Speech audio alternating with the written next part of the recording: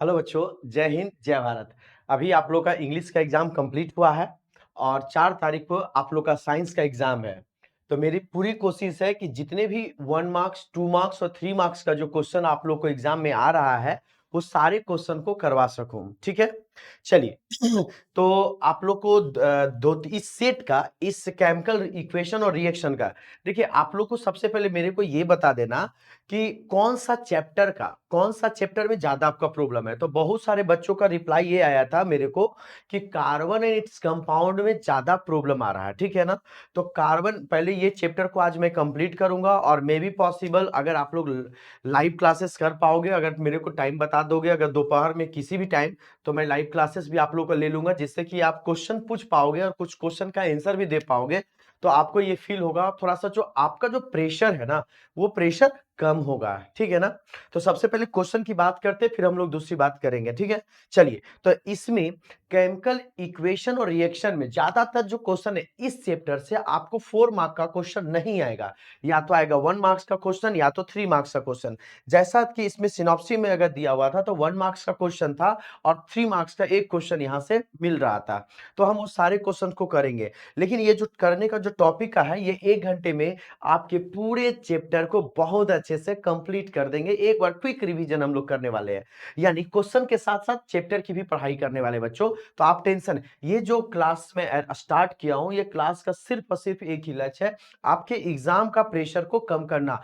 आप परेशान हो, आपको दिक्कत में आ रही है, आप कोई परेशान मत लीजिए, जो होगा वो अच्छा होगा और हम आपके साथ हैं, ठीक है। चलिए, तो हमको लगता है बच्चों की पिछले क्लास में हम लोग ये क्वेश्चन जो है हम लोग कर चुके थे, ठीक है ना। ये 2 क्वेश्चन हम लोग कर चुके थे, इसमें आप लोग को बता दिया गया था, ठीक है। चलिए, अब हम लोग बात करते हैं, जैसे यहाँ पर पीबीएस है ना, यानी अगर बोलेगा ठीक है, कि रिएक्ट विथ ऑक्सीजन, है ना। अगर पीबीएस यानी लेड सल्फेट सल्फाइड अगर रिएक्ट करता है ऑक्सीजन से, ओजोन से, ठीक है ना, O3 से, अगर ये रिएक्ट किससे कर रहा है, O3 से, ठीक है। अगर ये O3 से रिएक्ट कर रहा है, एक मिनट, O3 से क्या कर रहा है, रिएक्ट कर रहा है, ठीक है ना, एंड फॉर्म्स, ठीक है ना, lead sulphate, as per the balance equation, molecules of ozone required for every 1 molecules of PbS are. मतलब क्वेश्चंस में ये बोला गया कि lead sulphide react with ozone, है ना, लेड सल्फाइड अगर react with oxygen and forms lead sulphate as per the balanced equation, equation को बैलेंस क्यों करते हैं, बच्चे क्वेश्चन में ये पूछा था, why should be balanced chemical equation, equation should be balanced due to the law of conservation of mass, है ना। बोलता है कि ये केमिकल रिएक्शन में 2 पार्ट होते हैं, एक होते हैं रिएक्टेंट और एक होते हैं प्रोडक्ट। अगर हम रिएक्टेंट में कुछ भी 2 कंपोनेंट, 2 या 2 से ज्यादा कंपोनेंट को बनाते हैं, तो वो जो नया प्रोडक्ट बनाता है उससे प्रोडक्ट बोलते हैं, ठीक है ना। तो the reactant side and the reacted side and the product side, by the mass and the molecules are they are same, है ना। That's why we should balance the chemical reaction, यानी according to the law of conservation of mass be neither created nor be destroyed। जब हम कोई chemical reaction करते हैं तो एक सब्सटेंस कुछ दूसरे सब्सटेंस में बदल जाता है। जैसे यहाँ पर लेड सल्फाइड रिएक्शन करने के बाद लेड सल्फेट बन चुका है, क्या बन चुका है, लेड सल्फेट बन चुका है। PbSO4 क्या बन चुका है, लेड सल्फेट बन चुका है। तो ये फॉर्मेट में चेंज हुआ, है ना। अब क्वेश्चन पूछा तो बोला है कि, बोलता है molecules of ozone required of every 1 molecules of Pb, मतलब PbSO4 में कितने मॉलिक्यूल्स का रिक्वायरमेंट उसको चाहिए। तो बोलता है हमारा आंसर हो जाएगा 4। अगर ऐसा क्वेश्चन पूछा जाएगा तो हमारा आंसर कितना हो जाएगा बच्चों, 4। आंसर हमारा कितना हो जाएगा, 4। अब क्यों होगा, क्यों होगा, पहले इसको समझिए। बोलता है बैलेंस्ड इक्वेशन, अब balanced chemical equation has the same number of atoms on the both of the sides, है ना। यहां पर जो क्वेश्चन पूछा गया है आपसे बैलेंस केमिकल इक्वेशन से ही पूछा गया है। आपसे क्या पूछा गया, बैलेंस केमिकल इक्वेशन से ही पूछा गया है, ठीक है ना। फिर बोला balance equation of the reaction PBS and the ozone O3। तो पीबीएस हमारा यहाँ पे है, ओजन में 4O3 लगा हुआ है, तो ये क्या बना, PbSO4 प्लस 4O2। अब therefore every 1 molecules of PBS 4 मतलब अब बताइए यहां पर एवरी 1 मॉलिक्यूल्स ऑफ पीबी है ना, पीबीएस रिक्वायर्ड 4 मोल, कितना चाहिए उसको 4 मोल चाहिए, तब ये इक्वेशन क्या हो जाएगा बैलेंस हो जाएगा, तब ये इक्वेशन क्या हो जाएगा बच्चों बैलेंस हो जाएगा, ठीक है ना। तो ये क्वेश्चन इस प्रकार से हमारा पूछा गया, ठीक है। चलिए अब अगले क्वेश्चन की ओर बढ़ते हैं। अब आ जाइए अगला क्वेश्चन। क्वेश्चन में यहां पर बोला केमिकली रस्ट इज, अगर केमिकली जो रस्ट होता है ना, केमिकली जो रस्ट होता है, वो केमिकल रस्ट जो होता है वो क्या होता है, ये 4 ऑप्शन है और ये ऑप्शन का आप आंसर दीजिएगा। देखते हैं अगर आप लोग पॉसिबल टाइमिंग होगा दोपहर में तो हम आप लोग को लाइव क्लासेस दे पाएंगे, तब आप ऑप्शन दे पाएंगे, इससे भी समझ में आएगा कि आप चीजें कितनी आपकी कंप्लीट है। Chemically rust is hydrated ferric oxide, hydrated ferric oxide है ना। दूसरी बात है hydrated ferric oxide, sorry hydrated ferrous oxide, hydrated ferric oxide, only ferric oxide, none of the these, ठीक है ना। तो बोला जाता है कि rust is hydrated from forms of ferric oxide, ठीक है ना। हाइड्रेटेड जो होता है, जैसे अगर बोला जाता है रस्ट इज हाइड्रेटेड, हाइड्रेटेड मत बोलने का मतलब ये हो गया कि वहां पर वाटर मॉलिक्यूल्स किसी न किसी फॉर्मेट में प्रेजेंस होगा, वहां पर हाइड्रेटेड बोलने का मतलब यही होता है, ठीक है।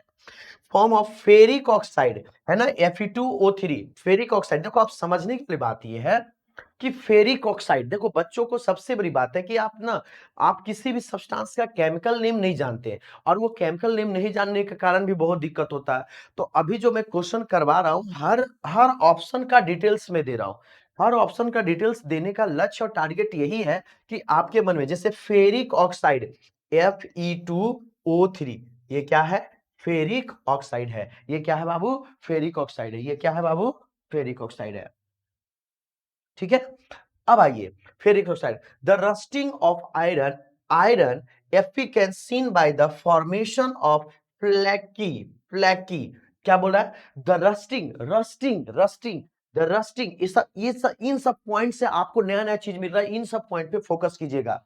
क्या बोला the rusting of iron, iron can be seen by the formation of flaky red layer that can easily that is easily crumble into a powder, जिसको जब वो रस्ट के फॉर्मेट में कन्वर्ट होता है तो इजिली उसको क्रम्बल करके उसको पाउडर में कन्वर्ट किया जा सकता है, कन्वर्ट किया जा सकता है, यानी किसको फेरिक ऑक्साइड को। The chemical formula of rust is, है ना, the chemical formula of rust कितना होता है FeO3, लेकिन यहां पर ना x amount of water present होता है, यहां पर कुछ भी होता है, यहां पर कुछ भी एक्स, इसी को बोलते हैं वाटर का मॉलिक्यूल्स कितना प्रेजेंस है। यानी अगर वहां पर रस्टिंग में वाटर ज्यादा प्रेजेंट है, ज्यादा वाटर की वाटर मॉलिक्यूल्स हमारा ज्यादा प्रेजेंट है, तो 10H2O हो सकता है, 2H2O हो सकता है, कम होगा तो 2H2O होगा, यानी हाइड्रेटेड, इसी को बोलते हैं हाइड्रेटेड। यानी ferric oxide, ferric oxide hydrated है, यानी वहां पर वाटर मॉलिक्यूल्स प्रेजेंट है।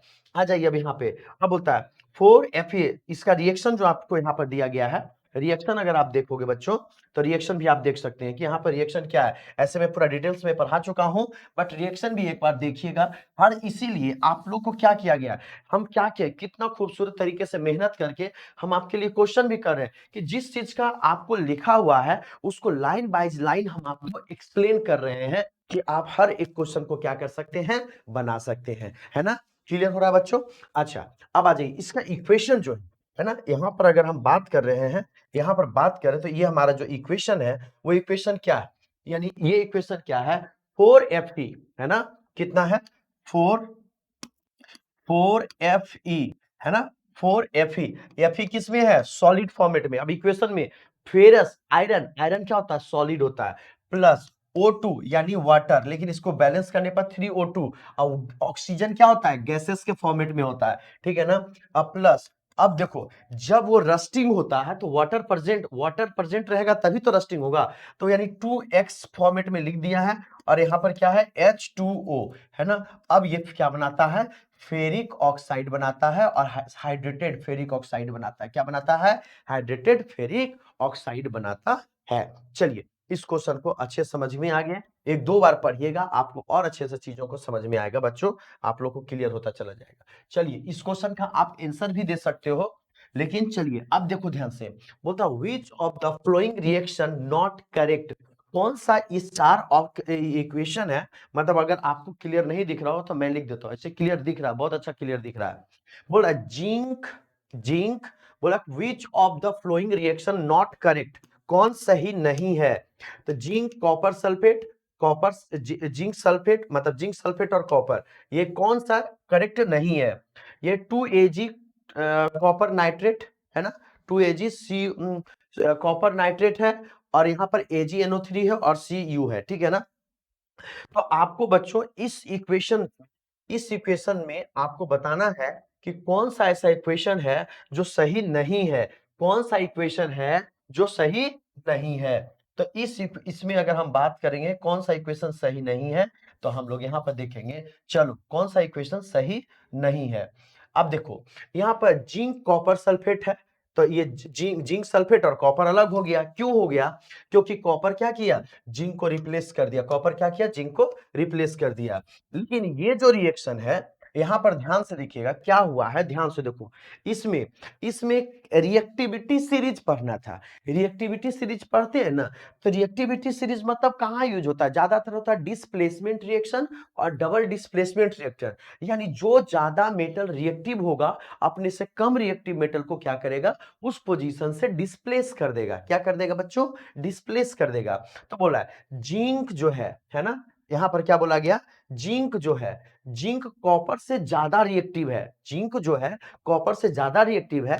तो जिंक ने क्या किया, कॉपर को रिएक्ट किया, जिंक जैसे जिंक जो है अगर CuSO4 से रिएक्ट किया तो जिंक क्या बनाया, जिंक सल्फेट बनाया, क्या बना दिया, जिंक सल्फेट। तो क्या ये रिएक्शन पॉसिबल है, यस पॉसिबल है, because zinc is more reactive than copper. हम आपको आगे वाला क्वेश्चन में आपको रिएक्टिविटी सीरीज भी मिलेगा। तो zinc is more reactive than copper, तो जिंक क्या करेगा, कॉपर को डिस्प्लेस कर दिया, जिंक जो है इस कॉपर को बोला भाग भाग भाग, भगा दिया, और ये भगा दिया और इसके साथ वो आकर एडजस्ट हो गया, यानी जिंक जो है सल्फेट के साथ आकर एडजस्ट हो गया, ठीक है ना। तो ये जिंक सल्फेट बनाया और कॉपर अलग हो गया, और ये हमारा क्या हो गया, डिस्प्लेसमेंट रिएक्शन। अगर अगर एक मॉलिक्यूल्स, मतलब अगर एक मॉलिक्यूल्स दूसरे मॉलिक्यूल्स को डिस्प्लेस करता हो तो हम लोग उसको बोलते हैं डिस्प्लेसमेंट रिएक्शन।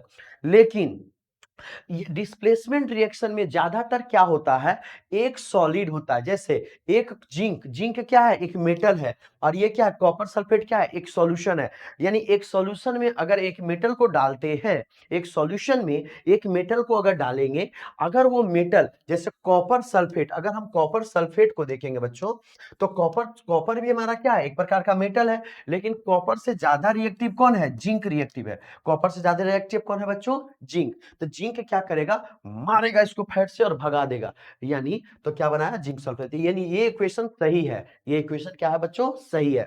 अब हम दूसरा देखेंगे, AgCuNO3, AgNO3। अब बताओ, ये हो गया सिल्वर, Ag क्या होता है, सिल्वर, और कॉपर को वो कैसे डिस्प्लेस कर सकता है, कॉपर को डिस्प्लेस नहीं कर सकता है, क्योंकि रिएक्टिविटी सीरीज में सिल्वर जो है वो कॉपर से नीचे है, कॉपर अगर यहां है तो सिल्वर हमारा कहाँ है, यहाँ है, यानी ये डिस्प्लेस नहीं कर सकता है, यानी ये इक्वेशन नहीं हो सकता, यानी हमारा ऑप्शन क्या हो जाएगा बच्चों, बी, क्योंकि हमारा क्वेश्चन में क्या पूछा था, विच इक्वेशन इज नॉट करेक्ट, कौन सही नहीं है बच्चों। तो which of the following reactions is not correct, यानी कौन सा रिएक्शन जो है वो सही नहीं है। आई होप आपको समझ में बहुत अच्छे से आ रहा होगा बच्चों, ठीक है ना। कोई भी दिक्कत हो तो काइंडली आप लोग मैसेज करेंगे मेरे को, मैं सब कुछ बताने के लिए तैयार हूं, ठीक है। चलो जल्दी से, एग्जाम है, एग्जाम में एक एक क्वेश्चन, और ये सारे क्वेश्चन आपके एग्जाम में प्रीवियस ईयर आए हुए हैं, हम इसलिए ये सारे क्वेश्चन को बहुत अच्छे से करवा रहा हूँ, बहुत मेहनत करके आप लोग के लिए ये सब चीजों को लेकर आया हूँ, जिससे कि आप लोग को कोई दिक्कत ना हो सके। अब बोल रहा है बाबू, ध्यान से देखो, यहाँ पर बहुत चीज सीखने को, copper displace which of the flowing metals from its salt solution।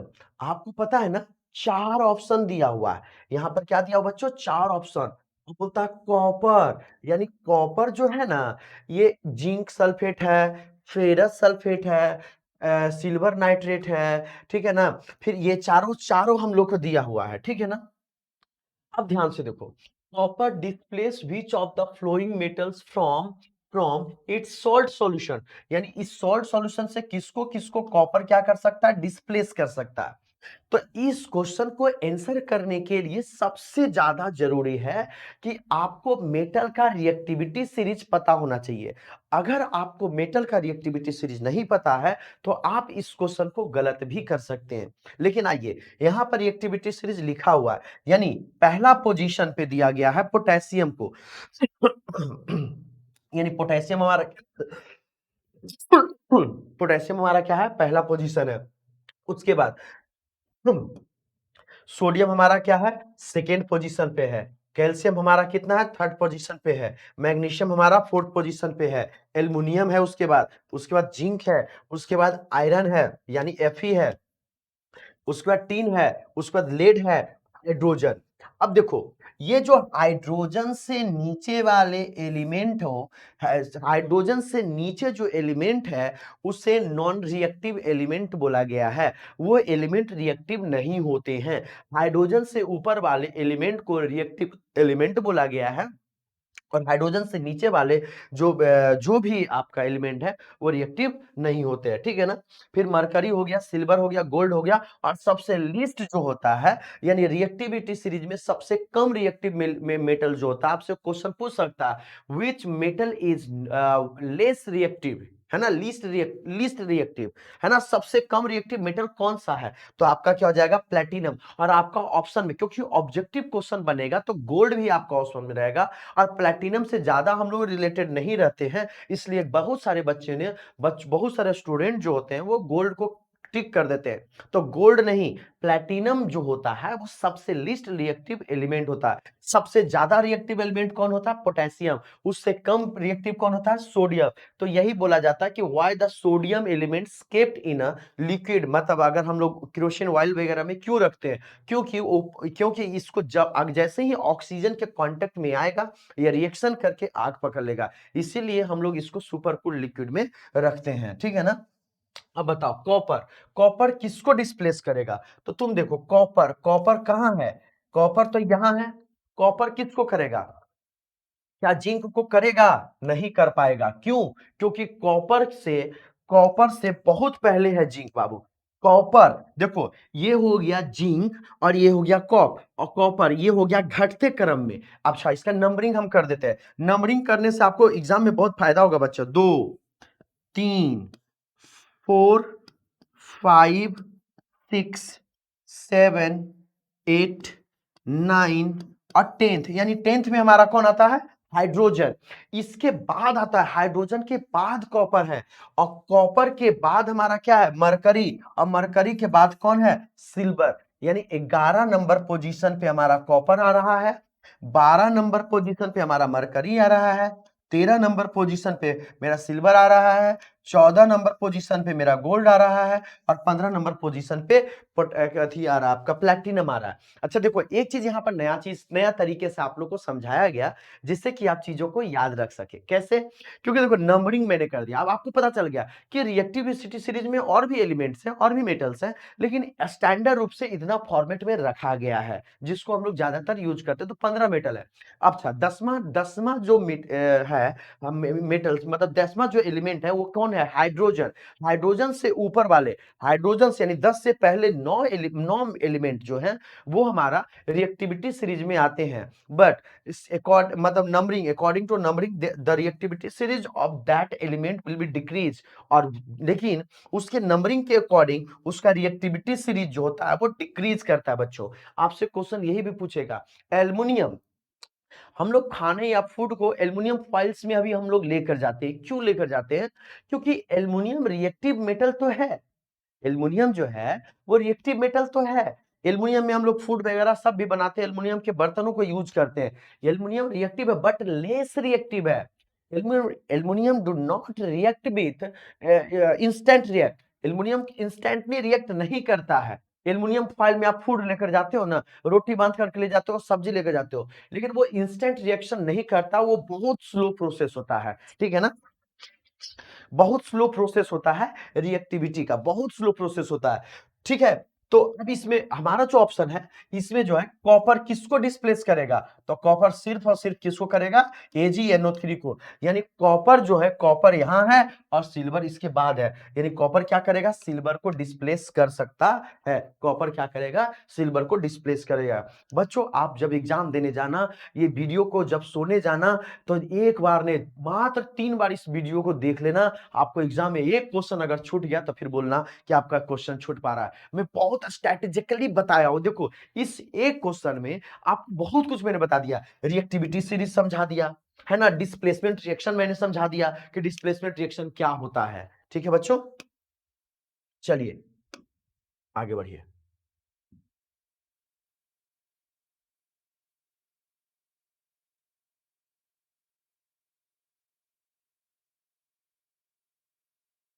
आइए, चलिए बच्चों, अब ध्यान से देखिए।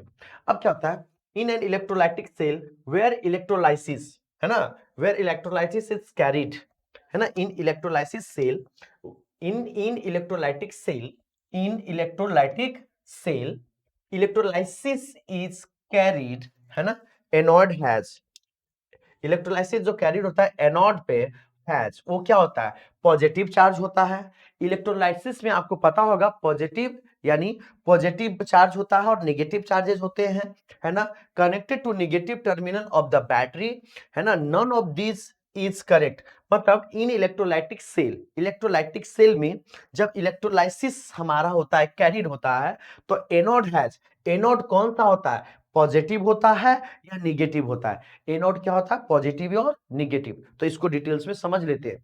अब देखो पहला ऑप्शन है पॉजिटिव, है ना, तो एनोड पे जो होता है ना वो पॉजिटिव होता है और कैथोड पे हमारा क्या हो जाता है, निगेटिव। यानी हमारा ऑप्शन सही होगा पहला वाला, यानी पॉजिटिव हो जाएगा। एनोड पे क्या होता है, पॉजिटिव, एनोड पे हमारा क्या होता है, पॉजिटिव, और कैथोड पे हमारा क्या हो जाता है, निगेटिव। अब बोलता है in an electrolysis cell where electrolysis carried out, the anode has a positive charge. Anode पे, अब याद रखो, एनोड पे पॉजिटिव चार्ज, कैथोड पे निगेटिव चार्ज। एनोड पे पॉजिटिव चार्ज, है ना, और कैथोड पे निगेटिव चार्ज। ठीक है, ठीक है। In any cell the anode is the electrode at which oxidation आ रहा है। अच्छा, किसी भी सेल में ऑक्सीडेशन कहां पे होता है, एनोड पे होता है। किस पे होता है, एनोड पे होता है। ऑक्सीडेशन कहां होता है, एनोड पे होता है। ऑक्सीडेशन कहां होता है, एनोड पे होता है, ठीक है ना। और एनोड पे ही कौन सा चार्ज होता है, पॉजिटिव चार्ज होता है। फिर बोलता है in an electrolytic cell the positive electrode accept the negative ions. इन किसी भी इलेक्ट्रोलाइटिक सेल में पॉजिटिव इलेक्ट्रॉन जो होता है एक्सेप्ट करता है नेगेटिव आयरन को, नेगेटिव आयरन को अपनी ओर क्या करता है, आयंस को, नेगेटिव आयंस को खींचता है। We can say that anions, है ना, एनायंस, एनायंस और केटाइन होता है। एनायंस वो होते हैं जिसमें नेगेटिव चार्ज होते हैं तो एनायंस होते हैं, और केटाइन वो होते हैं जिसमें पॉजिटिव चार्ज होता है। ठीक है ना, तो the electrolysis anode is taken as positive while the cathode is negative. यहां से बहुत सारी चीज जाने, एक बच्चे को बार बार कंफ्यूजन रहता है कि एनोड पे कौन सा चार्ज होता है, तो एनोड पे पॉजिटिव और कैथोड पे निगेटिव होता है। ठीक है, ये बहुत इंपॉर्टेंट। आप बताइएगा क्या इन सब चीजों को भूल जाते हैं कि नहीं भूल जाते हैं। चलिए, तो अच्छा अच्छा इंपॉर्टेंट इंपॉर्टेंट क्वेश्चन बोलता द रिएक्शन। अब आइए जल्दी से बताइएगा बच्चों, द रिएक्शन H2Cl2, है ना, 2HCl बता रहा है, क्या रिप्रेजेंट करता है, ऑक्सीडेशन रिएक्शन है, ऑक्सीडेशन है, ऑक्सीडेशन है, रिडक्शन है, डिकम्पोजिशन और कॉम्बिनेशन। तो देखो हाइड दो रिएक्टेंट, दो दो रिएक्टेंट है ना, दो रिएक्टेंट मिलकर एक प्रोडक्ट बनाता हो, दो रिएक्टेंट मिलकर, है ना, एक प्रोडक्ट बनाता हो तो उसको बोलते हैं कॉम्बिनेशन रिएक्शन। क्या बोलते हैं बच्चों, कॉम्बिनेशन रिएक्शन। यानी एक एक एक एक एलिमेंट ए हो और दूसरा एलिमेंट बी हो और ये फॉर्म करता हो प्रोडक्ट के रूप में, ए बी के फॉर्मेट में देता हो, तो इसे हम लोग क्या बोलते हैं बच्चों, कॉम्बिनेशन रिएक्शन। तो चलिए बहुत इजी सा क्वेश्चन था, ये हमारा क्या हो गया, कॉम्बिनेशन रिएक्शन। क्या हो गया, कॉम्बिनेशन रिएक्शन। चलिए अगला क्वेश्चन की ओर देखेंगे बच्चों। चलिए अगला क्वेश्चन देखिए, जल्दी से बताइएगा बच्चों, अगला क्वेश्चन क्या है। क्वेश्चन को पढ़ेंगे और आप आंसर देने का कोशिश करेंगे बच्चों, ठीक है ना। चलिए, इन द रिएक्शन पीबीओ यानी लेड ऑक्साइड, पीबीओ, पीबीओ क्या होता है, लेड ऑक्साइड। पीबीओ क्या होता है बच्चों, लेड ऑक्साइड। पीबीओ क्या होता है बच्चों, लेड ऑक्साइड। बोल रहा है question, in the reaction lead oxide, lead oxide का रिएक्शन जब कार्बन के साथ करवाया जाता है तो लेड और कार्बन मोनोऑक्साइड के फॉर्मेशंस होते हैं। क्या होते हैं? कार्बन मोनोऑक्साइड का फॉर्मेशंस होते हैं। बोलता है विच वन इज ऑक्सीडाइज्ड। अच्छा, आपने पढ़ा होगा oxidation reaction and reduction reaction, है ना? ऑक्सीडेशन में क्या होता है? ऑक्सीडेशन का दो कंडीशन है। अगर किसी भी मॉलिक्यूल्स में अगर ऑक्सीजन का एडिशन हो, पहला चीज ऑक्सीजन का एडिशन हो और रिमूवल ऑफ हाइड्रोजन हो। देखिए ध्यान से मेरे वर्ड को समझना। आपको रेडॉक्स रिएक्शन, ऑक्सीडेशन रिएक्शन और रिडक्शन रिएक्शन तीनों कॉन्सेप्ट क्लियर मैं कर रहा हूं एक सिंपल सा स्टेटमेंट में। किसी भी रिएक्शन में, किसी भी मॉलिक्यूल्स में, पहली बात ऑक्सीडेशन का, ऑक्सीजन का एडिशन और removal of hydrogen, this process is called oxidation reaction. अगर ऑक्सीजन ऐड होगा और हाइड्रोजन जाएगा, ऑक्सीजन आएगा और हाइड्रोजन जाएगा, ये दोनों केसेस में क्या बोलते हैं? Oxidation reaction. Reduction reaction just इसका वाइस वर्सा होता है, यानी जस्ट उल्टा होता है। यानी किसी मॉलिक्यूल्स में अगर ऑक्सीजन जा रहा है और हाइड्रोजन आ रहा हो, ठीक है ना, तो ये क्या हो जाएगा? रिडक्शन रिएक्शन हो जाएगा। अब बताओ, बोलता है इन दिस रिएक्शन पीबीओ और कार्बन, तो बताओ पीबीओ क्या ऑक्सीडाइज हुआ है? जल्दी से बताइए, पीबीओ ऑक्सीडाइज हुआ है, ठीक है ना? फिर बोल रहा है पीबीओ, पहला option C act as a oxidising agent, क्या सी ऑक्सीडाइजिंग एजेंट के अकॉर्डिंग के जैसा काम कर रहा है? तीसरा C act as a reducing agent, या सी ऑक्सीडाइजिंग एजेंट के रूप में काम कर रहा है या सी रिड्यूसिंग एजेंट के रूप में काम कर रहा है? A reaction does not represent redox reaction, क्या यह रिएक्शन रेडॉक्स रिएक्शन प्रेजेंस नहीं कर रहा है? अब बताओ, ऑक्सीजन का रिमूवल, अगर ऑक्सीजन किसी से रिमूव होकर किसी में ऑक्सीजन ऐड हो रहा है, तो ये ऑब्वियसली बात है कि यहाँ पर ऑक्सीडेशन और रिडक्शन दोनों टेक्स प्लेस हो रहा है, दोनों ले रहा है। बट यहाँ पर जो हमारा ऑप्शन है बोलता है सी एक्ट, सी ऑक्सीडाइजिंग एजेंट जैसा काम नहीं कर रहा है। सी ने क्या किया? इसमें जुड़ा और ऑक्सीजन को दूर कर दिया, यानी ऑक्सीडेशन मतलब सी रिड्यूसिंग एजेंट जैसा काम कर रहा है। सी क्या कर रहा है? रिड्यूसिंग एजेंट, यानी सी के कारण अगर ये कार्बन नहीं होता तो पीबीओ से ऑक्सीजन दूर नहीं जाता, और ऑक्सीजन दूर जाने का मतलब ही होता है रिडक्शन रिएक्शन। क्या होता है बच्चों? रिडक्शन रिएक्शन हो गया। चलिए अब इसको डिटेल्स में, आपको यहाँ पर नोट्स भी लिखा हुआ है, आप इन चीजों को भी समझेंगे तो बहुत अच्छा रहेगा, बहुत फायदेमंद होगा, चैप्टर का पूरा रिवीजन हो जाएगा, ठीक है ना? द गिवन रिएक्शन पीबी दिया हुआ है। In this reaction carbon atom is converted to carbon monoxide. Carbon क्या हो गया? कार्बन मोनोऑक्साइड में on the addition of oxygen atom to it, carbon जो है कार्बन मोनोऑक्साइड में कन्वर्ट हो गया। क्यों? क्योंकि उसमें ऑक्सीजन का एडिशन हुआ। इसके बाद here C is being oxidise, C क्या हो गया? वो ऑक्सीडाइज्ड हो गया and act as a reducing agent, है ना? Act as a reducing. On the other hand oxygen is getting removed from lead oxide PbO to form lead, thus the PbO is getting reduced। PbO क्या हो गया? Reduce हो गया। Carbon क्या हो गया? ऑक्सीडाइज्ड हो गया, ठीक है ना?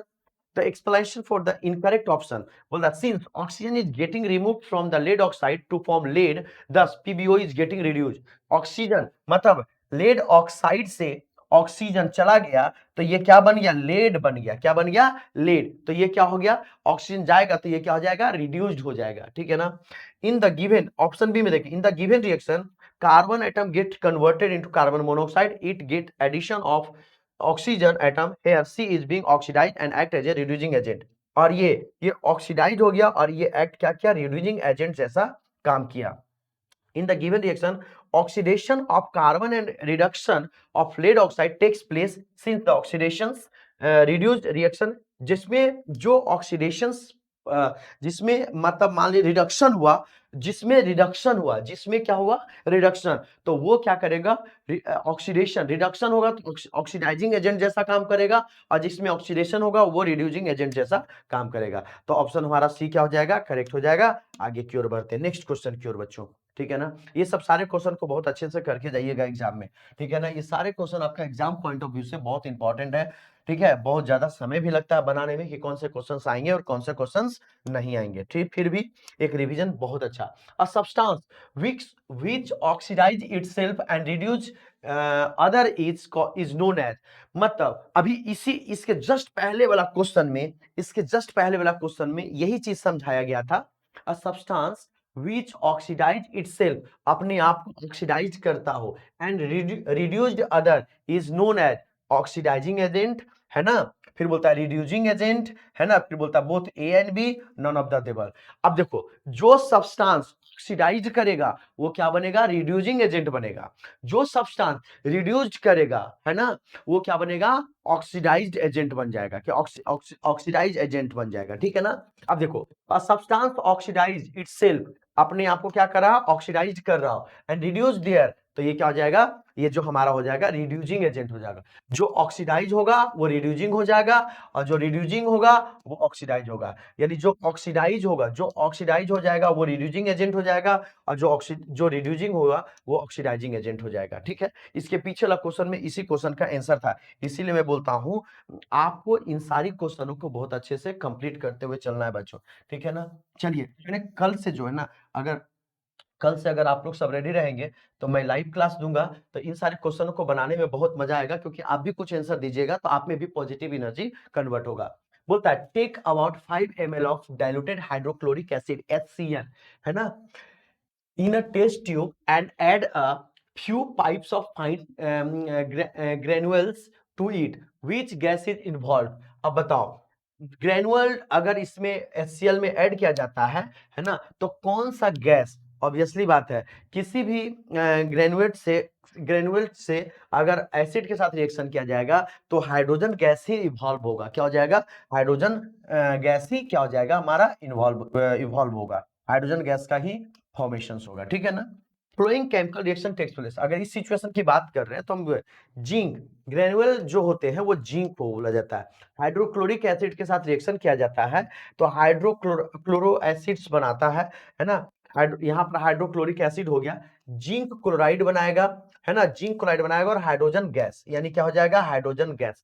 यानी आप ये समझो कि किसी भी मेटल को जब एसिड के साथ रिएक्शन करवाया जाता है तो चूंकि एसिड में हाइड्रोजन प्रेजेंट होते हैं तो हाइड्रोजन गैस ही इन्वॉल्व होते हैं। क्या होता है, हाइड्रोजन गैस इन्वॉल्व होता है, ठीक है।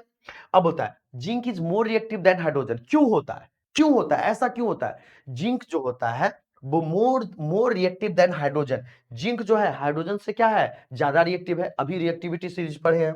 It is replaced by zinc hydrochloric acid, मतलब हाइड्रोक्लोरिक HCl से क्या करता है ना, हाइड्रोजन को क्या करता है, रिमूव कर देता है, और क्या बनाता है, जिंक क्लोराइड बनता है, यानी GnCl2 बनाता है। क्या बनाता है, जिंक क्लोराइड बनाता है, ठीक है ना, डिजोल्व इन जिंक क्लोराइड, ठीक है ना। And hydrogen H2 gas liberate, और हाइड्रोजन क्या होता है, लिबरेट होता है। A new substance, that is zinc chloride and hydrogen gas, are produced with different chemical properties and composition. When compared with the starting substance, it is called a chemical changes, इसको क्या बोलते हैं, chemical changes बोलते हैं बच्चों, ठीक है ना। आज आप लोग को जस्ट फिर से मैं बता रहा हूं कि आप लोग का एग्जाम बहुत नजदीक है, और अगले क्लास में बहुत सारा क्वेश्चंस करवाएंगे। अब ये सब क्वेश्चन सिंपल सिंपल बहुत इजी क्वेश्चन है। आप dissolving of sugar is an example of physical change. Dissolving of sugar, है ना, डिजॉल्विंग ऑफ शुगर मतलब शुगर का पिघलना, क्या है, फिजिकल चेंज है, not a chemical change. Chemical change में फिजिकल, अभी जस्ट इसके पिछले वाला क्वेश्चन में डिस्कस किए कि फिजिकल कंपोजिशन में चेंजेस आता है, the properties in chemical change, the properties of reactant and properties of the product are totally differ from to each other. That's why and chemical reaction are not reversible reaction, उसको reverse हम लोग नहीं कर सकते हैं, ठीक है ना। चलिए जल्दी से नोट कर लीजिए इसको बच्चों, ठीक है, ये बहुत इजी सा क्वेश्चन था, इसलिए हम लोग इसको आगे बढ़ रहे हैं, ठीक है ना। सारा क्वेश्चन का आंसर इसी में, heat is involve due to diving of endothermic reaction, है ना। इंडोथर्मिक में क्या होता है, इंडोथर्मिक में हीट ऑब्जर्व करता है, कोई भी रिएक्शन क्या करता है, ऑब्जर्व करता है, ऑब्जर्व करेगा, हीट उसको देंगे तो वो रिएक्शन होता है, उसको इंडोथर्मिक बोला जाता है। डिस्प्लेसमेंट रिएक्शन में कुछ नहीं होता है, मतलब हीट इन्वॉल्व नहीं होता है। कॉम्बिनेशन रिएक्शन जब होता है तो उसमें होता है, ठीक है ना। तो यहाँ पर कॉम्बिनेशन रिएक्शन भी दिया और कंबस्टन रिएक्शन भी दिया हुआ। तो कॉम्बिनेशन रिएक्शन में हीट ज्यादातर प्रोड्यूस होता है ना, कम ध्यान से सुनेंगे मेरे बात को। लेकिन कंबस्टन रिएक्शन जो है वो हमेशा स्पेशलाइज्ड है हीट के लिए ही। कंबस्टन रिएक्शन हीट लाइट ज्यादा प्रोड्यूस करता है। तो आपको कॉम्बिनेशन में भी ज्यादातर मैं पढ़ाता हूं कि कॉम्बिनेशन रिएक्शन में भी क्या होता है, हीट प्रोड्यूस होता है। लेकिन कंबस्टन रिएक्शन की जब हम बात करते हैं तो कंबस्टन रिएक्शन इज हीट के लिए ही आता है, इसीलिए हमारा ऑप्शन कॉम्बिनेशन रिएक्शन ना होकर कॉम्बिनेशन रिएक्शन होगा। क्या हो जाएगा? Combination reaction. Exothermic reaction release energy in the form of heat, light, sound etc to the surrounding, है ना, while undergoing the chemical reaction process, ठीक है ना। एक जो थर्मिक रिएक्शन, वैसा रिएक्शन, दो प्रकार का रिएक्शन, एक जो थर्मिक एंड इंडोथर्मिक। एक जो थर्मिक रिएक्शन, वैसे रिएक्शन को बोला जाता है जो हीट, उसको किसी प्रकार का हीट देने, लेकिन अगर रिएक्शन होगा तो वो हीट इन्वॉल्व करेगा, यानी हीट बाहर छोड़ेगा, ठीक है ना। और कुछ ऐसे रिएक्शन होता है जिसको रिएक्शन टेक्स प्लेस, अगर वो अपने आप रिएक्शन लेता नहीं है, लेकिन अगर उसको हीट देंगे, तब वो हीट क्या करेगा, वो हीट जब प्रोवाइड करेंगे तब रिएक्शन टेक्स प्लेस, तब रिएक्शन होगा। तो यहाँ पर डिटेल्स में वही लिखा हुआ है, एक जो थर्मिक रिएक्शन। तो कंबशन रिएक्शन में आपको यहां जानना है, combustion reaction is generally known as for the heat and light reaction, ठीक है ना, उसको हीट एंड लाइट रिएक्शन। चलिए 2 क्वेश्चन और बच्चों, 15 तक आज करेंगे, और कल आपको धुआंधार 100 क्वेश्चन करवाएंगे, कल धुआंधार 100 क्वेश्चन करवाएंगे 1 मार्क्स का एक साथ में। Which of the flowing not is balanced equation? Balanced equation से आप लोग का कॉन्सेप्ट क्लियर है। फेरस, आप लोग को क्लियर दिख रहा होगा, फेरस और क्लोरीन, फेरस क्लोराइड, ठीक है, magnesium plus copper sulphate, magnesium sulphate और कॉपर 4, मैग्नीशियम सल्फेट यहाँ पर कॉप C4 हो गया, ठीक है ना। तो देखो, ठीक है, फिर हो गया क्या, ferrous chloride. Which of the following is not a balanced? Ferrous, और अच्छा, फेरस क्लोराइड FeCl3 है, ठीक है ना। यहाँ पर क्या है, यहाँ पर देखो 2 है, यहाँ पर दिख नहीं रहा, यहाँ पर 2 है और यहाँ पर कितना बच्चों, 3 है। तो हमारा ये बैलेंस इक्वेशन नहीं है, बाकी सब मेरा बैलेंस, क्योंकि मैग्नीशियम, यहाँ भी मैग्नीशियम, SO4, यहाँ भी SO4, 4, यहाँ पर भी 4, ठीक है ना। ये सारा बैलेंस है, बाकी सिर्फ एक ही बैलेंस नहीं था। चलिए अब अगला क्वेश्चन में देखेंगे, और ये अभी आज का सेशन का ये लास्ट क्वेश्चन है, जल्दी से इसको देख लीजिएगा, ठीक है।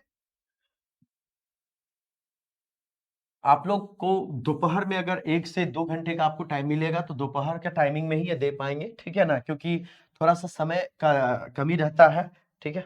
चलिए अब आता है, अब ध्यान से देखिए, the reaction between the lead nitrate, है ना, PbNO3, है ना, PbNO3 होल 2, है ना, the reaction between lead nitrate and potassium iodide, है ना, present in the aqueous solution of an example of, ठीक है ना, डिकम्पोजिशन रिएक्शन, बोलो। Potassium, the reaction between potassium lead nitrate, क्या क्या बोल रहा है, लेड नाइट्रेट, क्या बोल रहा है, between lead nitrate and potassium iodide present in the aqueous solution. अगर दोनों एक्वस सॉल्यूशन, ऑब्वियसली बात है, देखो लॉजिक पकड़ना है, लेड नाइट्रेट भी एक प्रकार का क्या कंपाउंड है, पोटेशियम आयोडाइड भी एक प्रकार का कंपाउंड है। तो मैंने बोला था डिस्प्लेसमेंट रिएक्शन वहां होता है जहां पर एक एलिमेंट हो और दूसरा कंपाउंड हो, लेकिन जब दोनों कंपाउंड होगा, दोनों मॉलिक्यूल्स होगा, है ना, तो वहां पर क्या हो जाएगा, दोनों जब मॉलिक्यूल्स हो जाएगा तो वहां पर क्या हो जाएगा, डबल डिस्प्लेसमेंट रिएक्शन। बिना देखे भी आप आंसर दे सकते हो, डबल डिस्प्लेसमेंट रिएक्शन। क्यों? देखो कैसे लॉजिकली पकड़ोगे एग्जाम में कि वो मेरा आंसर आपका सही हो सकता है। तो देखो लेड नाइट्रेट PbNO3 होल 2 एक सॉल्यूशन है, पोटेशियम आयोडाइड, है ना, पोटेशियम आयोडाइड, ठीक है। तो ये दो कंपाउंड्स का जब रिएक्शन होता है तो वहां पर double displacement reaction takes place होता है। क्या होता है? Double displacement reaction takes place होता है, ठीक है बच्चों। अब देखिए आपका जो एग्जाम है ना, एग्जाम के प्रति आप बहुत ज्यादा प्रेशर में नहीं रहेंगे, माइंड में रहेंगे, और सबसे बड़ा जो मंत्र है, गुरु मंत्र है, आप हर चैप्टर में उन पॉइंट को पढ़िए, हर चैप्टर से उन पॉइंट को समझने का कोशिश कीजिए जो अभी तक आपने नहीं पढ़ा है या जिसमें उसमें आपको डाउट्स है। एक्चुअली बच्चों गलती क्या करते हैं कि वो पढ़ते हैं और वो उन टॉपिकों को ज्यादातर पढ़ते हैं जो बार बार से रिपीटेड रहता है। आप उन चीजों को पढ़ चुके हो बच्चों, आप इतना ध्यान दीजिएगा, जिन टॉपिक में अभी आपको प्रॉब्लम है आप मेरे को मैसेज के थ्रू बताइएगा, मैं आपको उसके बारे में पूरा डिटेल्स बताऊंगा आपको जल्दी जल्दी, क्योंकि आपका डाउट्स को दूर करना मेरा काम है। आप टेंशन ना लो, हम आपके साथ हैं, ठीक है दोस्तों। आज यहीं तक खत्म करते हैं। कल का जो टाइमिंग आप लोगों का 4 तारीख को एग्जाम है, तो 4 तारीख से पहले जितना क्वेश्चन पॉसिबल और इंपॉर्टेंट क्वेश्चन मेरे को लाकर देना होगा, मैं आप लोग के लिए लाकर दूंगा। Thank you. जय हिंद, जय भारत।